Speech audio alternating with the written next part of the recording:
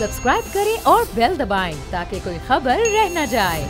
दिसंबर में कोई बड़ी चीज़ जो है वो सामने आ सकती है। वो ये नहीं है कि हुकूमत की तब्दीली हो, लेकिन बड़े वाक़यात जो हैं वो दिसंबर में हो सकते हैं। और इमरान खान साहब से कहा गया है कि भाई आप डिलीवर करें, जिसका आपने कौम से वादा किया था उस वादे को पूरा करें। खैर जी, एक जो मैं चीज़ कहना चाहूँगी और जो स्टोरी डिस्कस करना चाहूँगी वो जस्टिस एजाजुल हसन साहब के हवाले से है। वैसे तो ये नून लीग के लिए बहुत बुरी खबर है मेरी नज़र में, क्योंकि जब जस्टिस एजाजुल हसन साहब ये रिमार्क्स देते हैं कि जो सज़ा है वो बेशक ख़त्म हो जाए लेकिन जुर्म ख़त्म नहीं होता। भट्टी साहब, ओवर टू यू।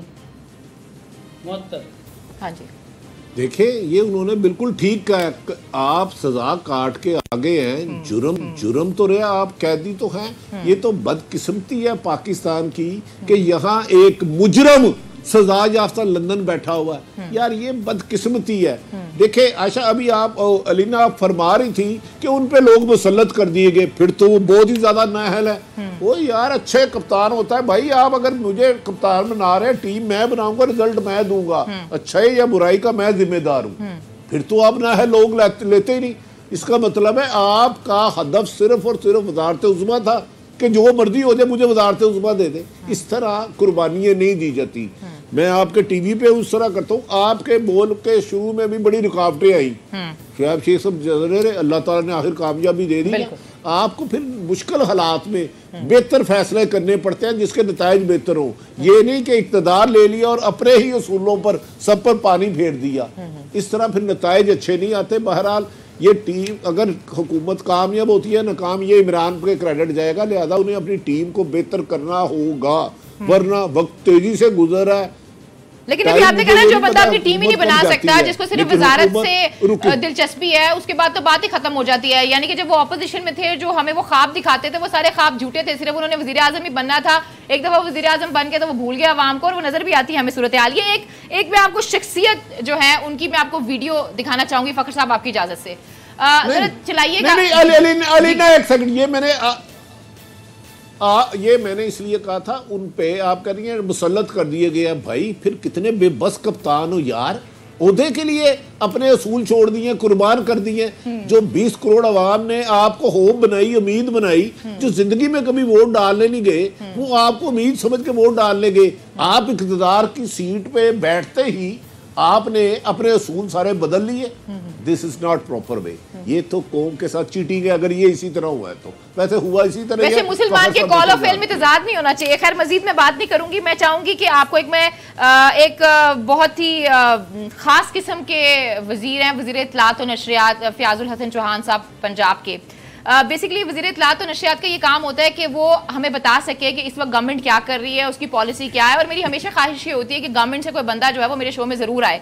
लेकिन एक्चुअली प्रॉब्लम जो है ना, जो मेरी नज़र में है, वो ये है कि जब फयाजुल हसन चौहान साहब जैसे कार्टून टाइप के इनके वज़ीर इत्तलात और नशरियात होंगे तो डेफिनेटली सी बात है कि उस्मान बुज़दार साहब की गवर्नमेंट पे जो है वो सवाल उठेंगे। अब मैंने उन्हें कार्टून और मस्खरा जो है वो क्यों कहा है, उसके लिए मैं आपको एक वीडियो दिखाती हूँ। ज़रा वीडियो चलाइएगा।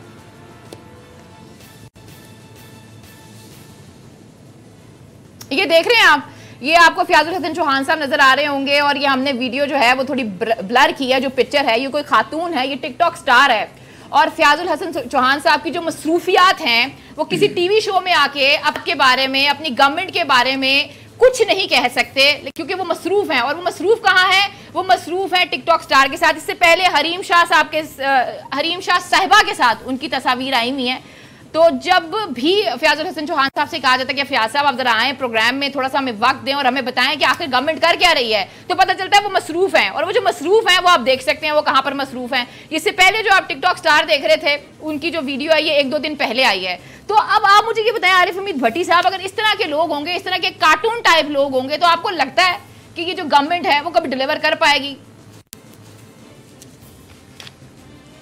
ये आपने अपने सवाल में जवाब दे दिया। ये वज़ीर आज़म इमरान खान साहब ने उन्हें बनाया, पहले हटा दिया। उनके बारे में इस किस्म की बहुत सारी शिकायत थी।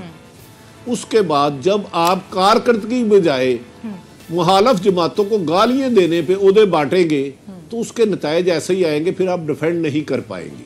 मैंने इसलिए कहा है ना, आपको अपने जब कोई बेहतर लानी होती है तो आपको बड़ी बड़ी कुर्बानियां देनी पड़ती हैं।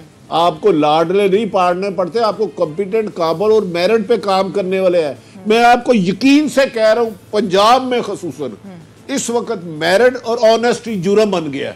ये मैं ईमानदारी से कह रहा हूं, मैरिड और ईमानदारी से काम करना क्राइम है। अब आपने जो दिखा दिया है, क्या ये वजीर आजम साहब के इल्म में नहीं है? क्या उनका फर्ज नहीं है? अगर आपको उनका कोई मौक़िफ़ चाहिए आके बयान करें। वैसे तो वो और शहबाज गिल 10-10 वीडियो भेजते हैं, उनका राइट है जो मर्जी कहे, लेकिन सहाफ़ी का भी काम है जो आपने कहा पिन पॉइंट करना। तो इमरान खान साहब को यही सोचना होगा कि इस टीम के साथ कश्ती भंवर में फंसेगी, किनारे नहीं लगेगी जी। बाकी उनकी मर्जी है, हुकूमत उनकी है, वो जो मर्जी बनाए, लेकिन हम निशानदेही करते रहेंगे।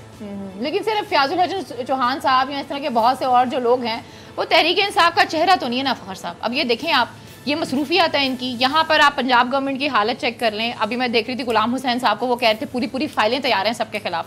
तो भाई आप आके यहाँ पर बताएं कि क्या डिलीवर कर रही है आपकी गवर्नमेंट। आप कहते हैं जी मैं छुट्टियों पर, और छुट्टियाँ क्या हैं? ये छुट्टियाँ आपकी। बिल्कुल आप सही कह रही हैं। मैंने ये बताया ना आपको कि ये जो बर्डन है ना, ये जो बोझ है जो इमरान खान के कंधों पे पड़ा हुआ है, अब चाहे उनकी अपने फैसलों की वजह से पड़ा हुआ है या किसी और के फैसलों की वजह से पड़ा हुआ है, जब तक वो इस बोझ से जान नहीं छुड़ाएंगे वो इसके नीचे दबते चले जाएंगे। और बिल आखिर जो है ना एक कुव्वत बर्दाश्त होती है इंसान की, उसके बाद वो सरेंडर कर जाता है। तो सियासत में भी इसी तरह से होता है।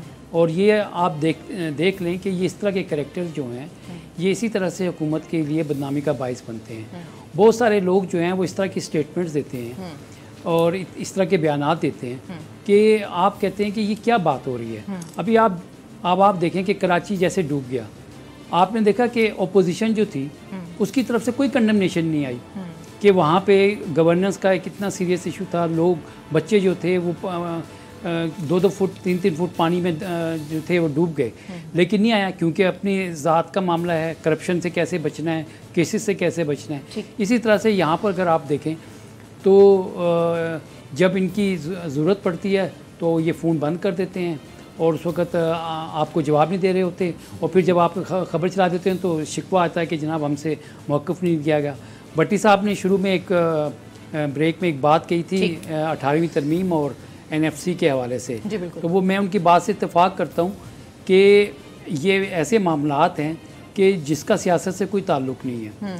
ठीक है, ये तो ऑपोजिशन को चाहिए कि अगर उन्होंने for the welfare of the people करना है, ये तो नहीं है कि ऑपोजिशन ने वोट जाके जो है ना इंडिया से लेने हैं या अफगानिस्तान से लेने हैं, इसी अवाम से लेने हैं ना। तो अवाम की बेहतरी के लिए जो चीज़ है उसके लिए तो वो बात नहीं करते हैं। बिल्कुल ठीक बात कह रहे हैं। और मुझे लगता है कि कहीं ना कहीं यहाँ पे मैं आपने बिल्कुल ठीक बात की है, लेकिन मैं दोबारा आऊँगी फ्याजुल हसन चौहान साहब के ऊपर। मुझे लगता है कि जो उनका एक रवैया है ना आरिफ हमीद भट्टी साहब, उसकी जो सबसे बड़ी वजह है वो शायद इमरान खान साहब का एक बयान है, मुझे पक्के तरीके से याद है। उन्होंने कहा था कि ये जो TV हैं और ये जो रिपोर्टर्स हैं और ये खबरें हैं, ये क्या गलत खबरें फैलाते रहते हैं, इससे बेहतर बंदा देखे ही ना। जब इस तरह का वज़ीर आज़म पाकिस्तान जो है वो बयान देंगे तो डेफिनेटली सी बात है वो डायरेक्टली और इनडायरेक्टली जो है वो अपने वज़रा को स्ट्रॉन्ग करते हैं और वो उनको पैगाम देते हैं कि रहने दें, मीडिया जो बोलता रहने दें, रिस्पेक्ट ही नहीं करते वो उन लोगों की। और आपने देखा एक दफा ये मसला भी हुआ था, इन्होंने बदतमीजी की थी, बाद में माफी मांगनी पड़ी थी फ्याजुल हसन चौहान को। अलीना, मैं आपको खबर दे देता हूँ, चंद दिन पहले वज़ीर आज़म से एक साहब मिले, उन्होंने कहा कि आप सहाफियों के बारे में बड़ा दिल रखे, उनके बारे में इतने सख्त ना रखे। मैं जानता हूँ सब ये गंदे लोग हैं, सबको जेलों में होना चाहिए। यार जब आपकी ये सोच होगी, हर आदमी करप्ट नहीं होता, हर आदमी करप्ट नहीं होता। अगर वो इस बात से इख्तलाफ करेंगे वज़ीर आज़म साहब, तो मैं उनके उस दोस्त का नाम भी ले दूंगा जितनी देर मुलाकात रही, 1 घंटा और तकरीबन 10-11 मिनट, वो टाइम भी बता दूंगा। जब वज़ीर आज़म आपके कहते हैं मैंने सहाफ़ियों पर ये इनकी ये फाइलें हैं, यार भाई अगर हम करप्ट है तो पकड़ो। हम कब कहते हैं हमें रिलैक्स दो, हमारे साथ कोई रियायत करो। इस तरह नहीं खान साहब, इस तरह नहीं। सहाफ़त का गला ना घोटे, हमारा काम निशानदेही है, फैसले आप करें। तो ये मैं आपको बता दूं, यही कल्चर नीचे आ रहा है जो फ्याजुल हसन चौहान साहब को आपने फरमाया ना, जब आपका वज़ीर आज़म ये लफ्ज़ कहे कि इनको तो जेलों में होना चाहिए सबको, तो बात ही खत्म हो जाती है। डेफिनेटली आप इन्हें इनकरेज करते हैं। सब्सक्राइब करें और बेल दबाएं ताकि कोई खबर रह न जाए।